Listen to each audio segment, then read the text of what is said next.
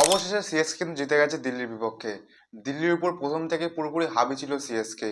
আমি আগেই বলেছিলাম সিএসকে ব্রেভিসকে যখনই নিয়ে আসবে সিএসকে পুরোপুরি শক্তিশালী হয়ে যাবে। সিএসকে আগের দিন সঞ্জু স্যামসন দুর্দান্ত ওপেনিং দিয়ে শুরু করেছিলেন। সঞ্জু স্যামসন আগের দিন একটা দুর্দান্ত নক, তিনি আগের দিন প্রমাণ করলেন যে আমি কেন 2026 টি-20 বিশ্বকাপে ম্যান অফ দ্য টুর্নামেন্ট থেকেছি।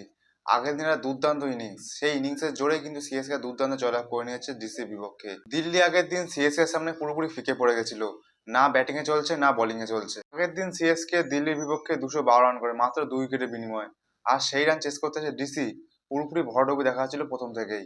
তারা 189-তে অল আউট হয়ে যায়, 23 রানে জয়লাভ করে নেয় সিএসকে। সঞ্জু স্যামসন এই ম্যাচে প্লেয়ার অফ দ্য ম্যাচ হয়েছেন, তিনি 56 বলে 115 রান করে প্লেয়ার অফ দ্য ম্যাচ হয়েছেন। আয়ুষ মাত্র সঞ্জু স্যামসন দুর্দান্ত নক খেলছিলেন, কিন্তু তাকে রিটায়ার হ্যাড করে দেওয়া হয়। আয়ুষ করেছিল 36 বলে 59 রান, দুর্দান্ত রান করেছিলেন, তাও কেন ওকে রিটায়ার করে দেওয়া হয় সেটা সিএসকে ম্যানেজমেন্টই জানে। তার জায়গায় নামে শিবম ডুবে। যারা খেলা দেখেছে তারা হয়তো বুঝবে। প্রথমে ডিসি বলাররা খারাপ বল করছিল, কিন্তু শেষের 4টে ওভার যে আসছে সেই ভালো বল করেছে, কোনো খারাপ বল করেনি। শিবম ডুবেও কিন্তু বেশি রান করতে পারেনি, 10 বলে 20 রান করেছে মাত্র। আমার মতে ওর জায়গায় যদি সেট আয়ুষ খেলতো তাহলে হয়তো 10 বলে আর একটু বেশি রান করতে পারতো। আগের দিন ডিসির বলার টি নাটরাজান বেধড়ক মার খেয়েছে, পুরো গুছিয়ে মেরেছে সিএসকে ব্যাটসম্যানরা। 4 ওভারে 54 রান দিয়ে দিয়েছেন তিনি, একটা উইকেট পাননি। প্রথমে যখন সিএসকে ব্যাট করে সেই রান করে 212 রান, ভেবেছিল সবাই যে ডিসি রান চেস করে নেবে, কারণ সিএসকে বোলিং তো অতটা ভালো না। কিন্তু সবার ধারণা সম্পূর্ণ ভুল করে দেয় জেমি ওভারটন। 4 ওভারে মাত্র 18 রান দিয়ে 4টে উইকেট নিয়ে ডিসির মেরুদণ্ড পুরোপুরি ভেঙে ভেঙে দিয়েছে একাই। সিএসকে টিমটা কিন্তু এবার পুরোপুরি একদম পারফেক্ট ব্যালেন্স টিম লাগছে। সিএসকে ওপেনিং চলছে, সঞ্জু স্যামসন ঋতুরাজ চলছে না, আশা রাখছি পরের ম্যাচে চলে যাবে। কারণ সবাই একটা মানে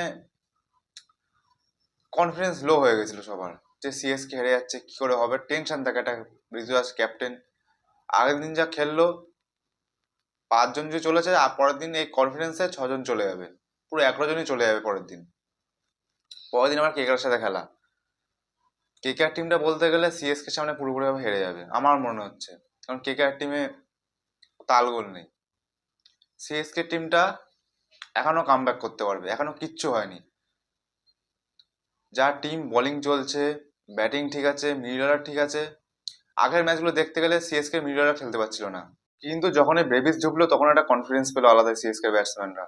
ব্রেভিস আর শিয়াম ডুবে দুর্দান্ত মিডল অর্ডার ফিনিশার। সিএসকে বোলিংটাও ঠিকঠাক হয়ে গেছে। আগের দিন সিএসকে খালি একটু মিসফিল্ড গেছিল, এটা ক্যাচ ছেড়ে সারফরাজ খান দুর্দান্ত ফিল্ডিং করছেন, তিনি দুর্দান্ত একটা ক্যাচ ধরেছিলেন। আগের দিন আকিল হোসেন খেলেছেন, তিনি 2 ওভারে 20 রান দিয়েছেন, উইকেট পাননি। নূর আহমেদ ভালো বল করেছে, 3 ওভার 36 রানে 2টো উইকেট নিয়েছেন তিনি। পারফেক্ট একটা ব্যালেন্স টিম হয়ে গেছে সিএসকে। আমার মতে সিএসকে টিম এরকম করে খেললে আবার একটা প্লে অফসে ফাইনালের দাবিদার হতে পারে সিএসকে। এর আগে এরকম অনেক টিম আছে যে প্রথমে হেরে গেছে কিন্তু শেষে কাম ব্যাক করেছে। কি মনে হয়, সিএসকে যেতে পারবে প্লে অফসে? নিচে কমেন্টে অবশ্যই জানাবেন আপনার রায়।